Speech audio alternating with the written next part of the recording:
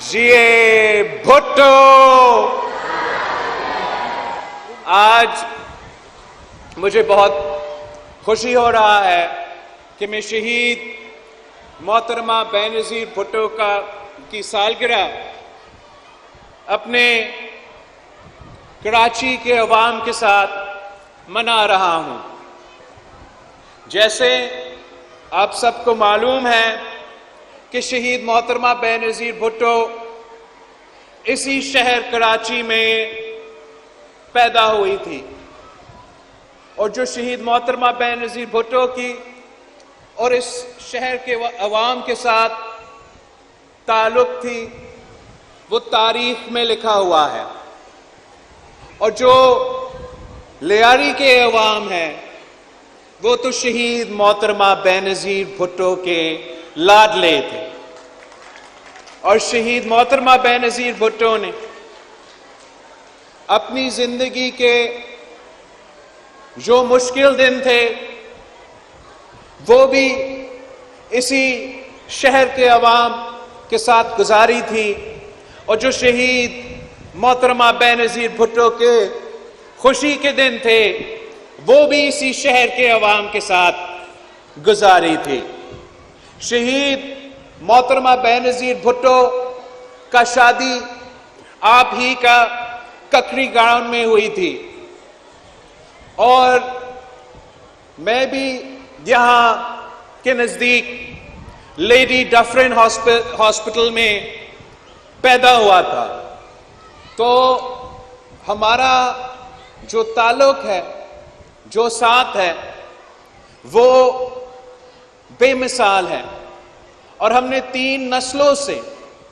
اس شہر اور اس شہر کے عوام کے جو جدوجہد ہے وہ لڑا ہے۔ شہید محترمہ بینظیر بھٹو نے آپ کے ساتھ مل کر، لیاری کے عوام کے ساتھ مل کر 2 آمروں کا مقابلہ کیا، اور اس شہر کے عوام نے شہادتیں قبول کی، مگر شہید محترمہ بینظیر بھٹو کو کبھی اکیلا نہیں چھوڑی۔ اور جب سے میں سیاست میں آیا ہوں تو تب سے میں بھی کراچی کے عوام کے ساتھ مل کے جدوجہد کرتا آ رہا ہوں کہ وہ شہر جس میں شہید محترمہ بینظیر بھٹو پیدا ہوئی، وہ شہر جس میں میں خود پیدا ہوا، اس کا ترقی کے لیے میں یہاں کے عوام کے ساتھ مل کے جدوجہد کرنا چاہ رہا ہوں۔ اور آپ کی مدد اور آپ کی ساتھ کی وجہ سے ہم نے ایک بار پھر صوبہ سندھ میں حکومت بنائے ہیں، اور جبکہ آپ نے تیسری بار پاکستان پیپلز پارٹی پہ مسلسل اعتماد کرتے ہوئے ہمیں منتخب کروایا ہے، وہیں ہم نے اب محنت کر کے اپنے آپ کے امیدوں کے مطابق کام کرنا ہے۔ اور میں نے وزیر اعلیٰ سندھ مراد علی شاہ صاحب سے خاص طور پہ جو کراچی کے عوام کی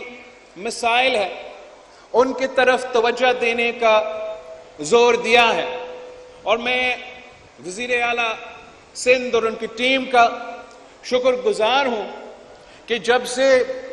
وہ ایک بار پھر منتخب ہو کر آئے ہیں تو آہستہ آہستہ کچھ جو ایسے مسائل انٹرم گورنمنٹ کے دوران پیدا ہوئے وہ اب ایڈریس ہوتے جا رہے ہیں۔ ہمارے ہاں جو امن کا مسئلہ ہے اس پہ وزیر اعلیٰ اور اپنی ٹیم دن رات محنت کر رہے ہیں، ہمیں ریزلٹس بھی نظر آ رہے ہیں، اور امید ہے کہ آگے اس میں بھی بہتری آئے گی۔ ہم نے وزیر اعلیٰ سندھ سے ریکویسٹ کیا ہے کہ کراچی کا پاپولیشن بڑھتا جاتا ہے اور یہاں کے وسائل کم ہوتے ہیں۔ ہمارے پاس جو پینے کا پانی ہے وہ کراچی کی جو بڑھتی ہوئی پاپولیشن ہے، جو بڑھتی ہوئی آبادی ہے، اس کے لیے ناکافی ہے۔ تو وزیر اعلیٰ سندھ نے مجھے یقین دہانی دلائی ہے کہ اپنی بجٹ میں جو ہب ڈیم سے وہ منصوبہ لے کر آ رہے ہیں تاکہ کراچی کو مزید پانی ملے اور ہم اپنے عوام کا یہ بنیادی مسئلہ میں کوئی بہتری لے آ سکے۔ اس کے ساتھ ساتھ جو ملک بھر میں ہمارا لوڈ شیڈنگ کا مسئلہ ہے، خاص طور پہ پورے صوبہ سندھ میں، صوبہ بلوچستان میں، جنوبی پنجاب میں اور پختونخوا میں 18 گھنٹے 16 گھنٹے کے لوڈ شیڈنگ ہوتا ہے، اور جب عوام کو بل ملتا ہے تو وہ بل بھی وہ ادا نہیں کر سکتے۔ پاکستان کے عوام کا اعتماد وفاق کے ان اداروں پہ جو بجلی پہنچاتے ہیں ان پہ اٹھ رہے ہیں، تو ہم نے سوچا کہ ہم اپنا بھی ایک ایسا منصوبہ لے کر آئیں جس میں ہم خاص طور پہ غریب عوام کو اس مسئلہ میں مدد دے سکے۔ تو وزیر اعلیٰ سندھ نے ہمارا منشور کے مطابق اس بجٹ میں ایک نیا منصوبہ شروع کرے گا، جہاں سے انشاءاللہ تعالی ہم غریب عوام کو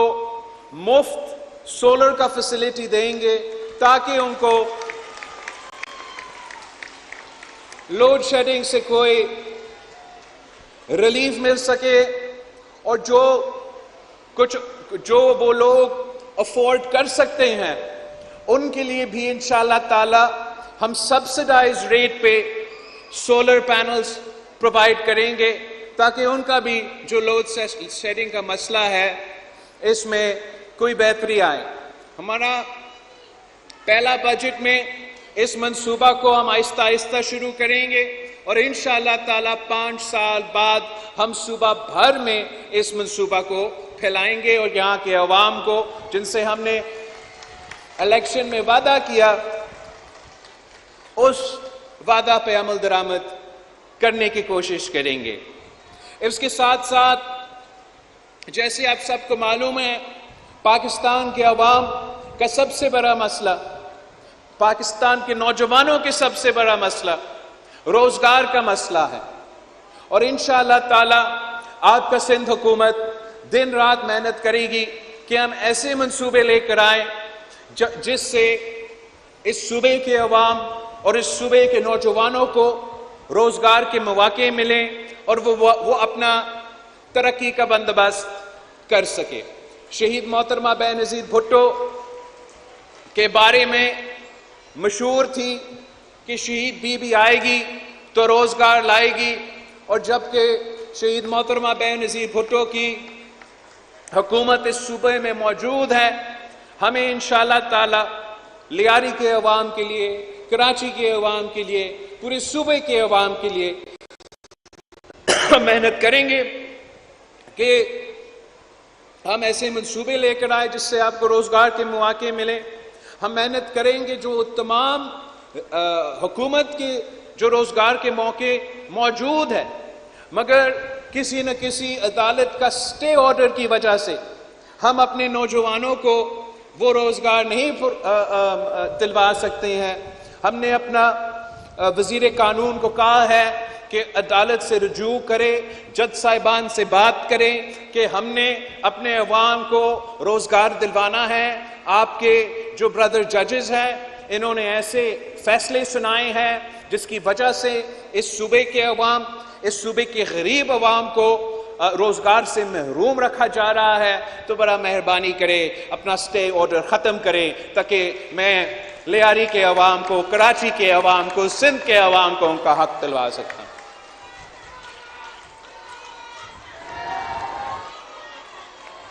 ساتھیوں، ہم نے مل کے شہید محترمہ بے نظیر بھٹو کی جدوجہد کو آگے لے کے چلنا ہے، اور انشاءاللہ تعالی میں اور آپ مل کے اس جدوجہد کو آگے لے کے چلیں گے۔ جو ملک کے اس وقت حالات ہیں وہ آپ کے سامنے ہیں۔ معاشی طور پہ ملک کے مشکلات آپ کے سامنے ہیں، اور اس وقت جو حکومت وقت ہے وہ اپنے کوشش کر رہی ہیں کہ ملک کو معاشی بحران سے نکالا جائے۔ ہم سمجھتے ہیں کہ بہتر یہ ہوتا کہ حکومت وقت اپنے تمام اتحادیوں سے اور خاص طور پہ پاکستان پیپلز پارٹی سے وہ پہلے سے بات چیت کر کے یہ بجٹ بناتے تاکہ ہم اپنے رائے دے سکے، اپنے مسائل کا ان کو بتا سکے کہ ہمارے اپنا ایک کانسٹیٹیوئنسی ہے، ہمیں اس ملک کے غریب عوام ووٹ دلواتے ہیں، چاہے وہ مزدور ہو، چاہے وہ کسان ہو، چاہے وہ سفید پوش طبقہ ہو۔ اور جب آپ بجٹ بنا رہے ہو، اگر پاکستان پیپلز پارٹی کا رائے موجود ہوتا تو پھر میرا خیال میں ہم بہتر انداز سے آگے بڑھ سکتے ہیں۔ مگر اس مشکل وقت میں ہم نے سب مل کے ملک کو سنبھالنا ہے، ملک کی معیشت کو سنبھالنا ہے، اور ہم آج بھی ہمارے جو اسلام آباد میں میرے نمائندے ہیں وہ آج بھی حکومت کے وفد کے ساتھ بیٹھ رہے ہیں کہ چلے دیر ہے مگر جو بھی اس وقت ہو سکتا ہے پاکستان پیپلز پارٹی کے شکایات کو دور کرنے کے لیے وہ ہو، تاکہ ہم مل کے نہ صرف بجٹ پاس کر سکے مگر ملک کو اس معاشی مشکلات سے نکال سکے۔ اور مجھے وزیر اعظم شہباز شریف صاحب سے پورا امید ہے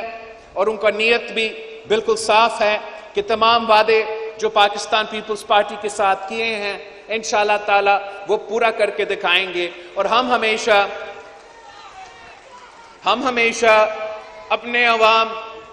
کی آواز اٹھائیں گے، ہم ہمیشہ آپ کی نمائندگی کرتے رہیں گے انشاءاللہ تعالی، اور یہ جو جدوجہد ہے وہ جاری رہے گا جب تک ہم آپ کو آپ کا حق نہیں دلاتے ہیں۔ جہاں ایک طرف معاشی مشکلات ہے وہاں دوسری طرف سیاسی طور پہ بھی ایک ایسا بحران پیدا ہوا ہے جہاں نفرت کی سیاست عروج پہ ہے، اور جب ہم اسلام آباد جاتے ہیں تو وہاں کے سیاستدان ایک دوسرے سے ہاتھ ملانے کے لیے تیار نہیں ہوتے، آپس میں بات کرنے کے لیے تیار نہیں ہوتے۔ اب چاہے آپ حکومت میں بیٹھے ہو یا چاہے آپ اپوزیشن میں بیٹھے ہو، ہمارا فرض ہے، ہمارا کام ہے کہ ہم پاکستان کے عوام کا نمائندگی کریں، پاکستان کے عوام کا مسائل حل کریں۔ تو ہم ایک بار پھر زور دیتے ہیں